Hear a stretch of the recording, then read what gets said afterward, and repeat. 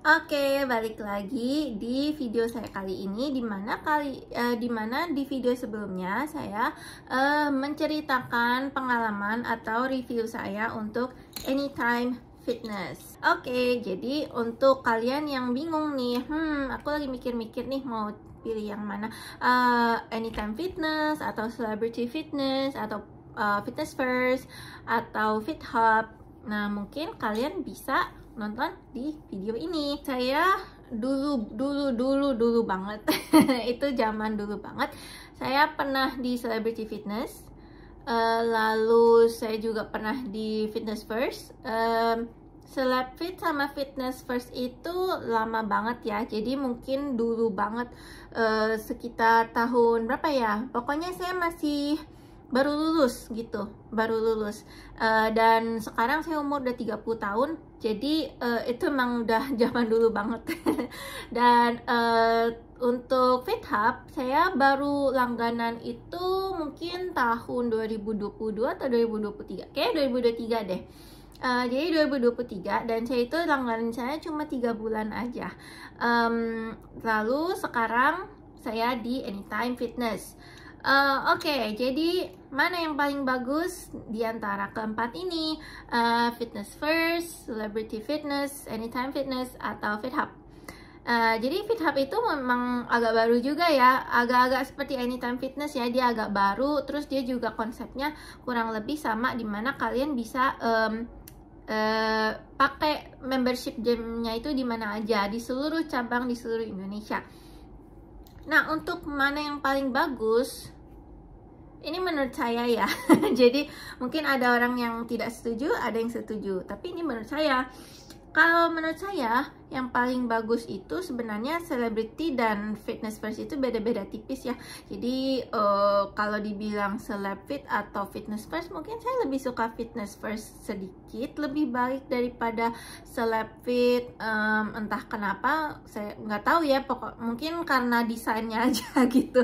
Tapi kurang lebih sama sih. Jadi kalau menurut saya antara Celeb Fit atau Fitness First itu yang memang yang paling bagus. Tapi masalahnya kita kan tahu sendiri ya, kalau Celeb Fit dan Fitness First itu harganya mahal banget. Jadi kalau misalnya kalian punya uangnya, nggak apa-apa kalian ke Fitness First atau Celeb Fit gitu. Saran saya sih lebih baik di antara kedua itu ya, karena plusnya dari Celeb Fit dan Fitness First itu adalah kalau mereka itu kebanyakan gymnya itu besar-besar gitu, besar, peralatannya juga banyak. Jadi kalau misalnya lagi rush hour, lagi rame, itu kalian nggak usah khawatir gitu. Mungkin akan chance untuk dapet alatnya itu mungkin lebih banyak gitu. Tapi kalau di Anytime Fitness dan di FitHub itu kebanyakan areanya agak kecil, dan mesin dan alatnya itu agak lebih sedikit daripada Celeb Fit atau Fitness First. Jadi kalau misalnya rame, mau nggak mau kalian harus gantian gitu. Itu aja sih yang mungkin agak sedikit membedakan. Sama juga dengan shower roomnya. Jadi kalau kalian misalnya memang suka pakai shower roomnya, itu untuk Fitness First dan Celeb Fit itu lebih banyak daripada Anytime dan FitHub gitu. Jadi yang membedakan menurut saya itu sih. Jadi makanya saya bilang kalau Celeb Fit dan Fitness First itu memang sebenarnya lebih bagus, tapi ya itu tadi, ada harga ada barang. Tapi satu hal yang mungkin apa ya, yang mungkin agak saya mikir kenapa saya lebih memilih Fitness First itu karena mungkin Fitness First itu cabangnya untuk di luar negeri itu lebih banyak. Tapi Anytime Fitness, biarpun dia nggak gitu klubnya itu agak sedikit lebih kecil ya, tapi cabangnya di luar negeri cukup banyak loh. Jadi saya agak kaget aja kalau saya misalnya pergi ke Hong Kong, itu saya lihat ada di sana, di Malaysia ada, di Singapura juga ada, jadi di mana-mana ada gitu. Jadi dan untuk cabang internasional juga bisa kalian cek di website gitu. Jadi kalian kalau misalnya lagi traveling nih, bisa kan kemana aja, di Thailand ada, di ya pokoknya banyak deh gitu.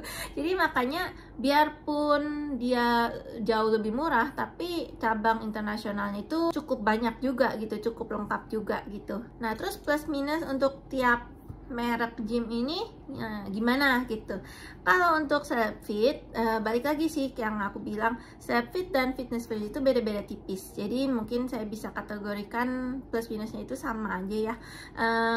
Plusnya itu tadi alatnya itu banyak, space-nya luas, dan shower roomnya juga banyak, lockernya juga banyak gitu. Jadi kalau misalnya rame kita nggak usah terlalu ganti-gantian gitu. Tapi minusnya lagi untuk harga, harganya agak mahal ya, agak mahal ya. Jadi itu untuk plus minusnya Slapfit dan Fitness First. Kalau FitHub gimana? Nah jadi ini pengalaman saya ya di FitHub itu saya 3 bulan, kayaknya kalau nggak 3 bulan deh, 3 bulan. Terus saya memutuskan untuk tidak lanjut. Karena menurut saya agak kurang gitu. Jadi FitHub itu kalau nggak salah harganya itu sedikit lebih murah daripada Anytime Fitness. Tapi FitHub itu nggak di luar negeri, nggak ada. Jadi cuma untuk all Indonesia aja. Itu satu. Dan kedua, jadi awalnya sebelum saya bayar, sebelum saya daftar itu kan saya diajak jalan-jalan keliling-keliling, dan itu cuma sebentar kan ya, jadi saya nggak gitu lihat detail. Nah jadi setelah saya daftar dan saya lihat alat-alatnya, itu menurut saya mungkin lebih cocok buat yang suka main yang beban gitu ya. Kalau saya kan memang suka kardio ya, kardio dan beban sih agak dikit-dikit ya, tapi lebih sukanya kardio. Nah jadi untuk yang suka kardio itu pilihan alatnya itu cuma ada satu deh kalau nggak salah, yaitu cuma ada treadmill, dan itu di kebanyakan cabang yang saya temui. Jadi di FitHub juga saya udah pergi ke beberapa cabang, sama aja. Jadi untuk alatnya itu kurang lengkap, terutama bagi yang suka kardio itu kurang lengkap. Nah makanya dari situ saya memutuskan untuk nggak lanjut di FitHub karena alatnya itu kurang lengkap. Nah jadi kalau menurut saya Anytime Fitness itu mungkin yang paling pas ya kalau buat saya. Soalnya saya itu kan masih secara finansial itu tergolong menengah ke bawah ya. Jadi untuk menengah ke bawah masih cukup lah, harganya itu masih wajar.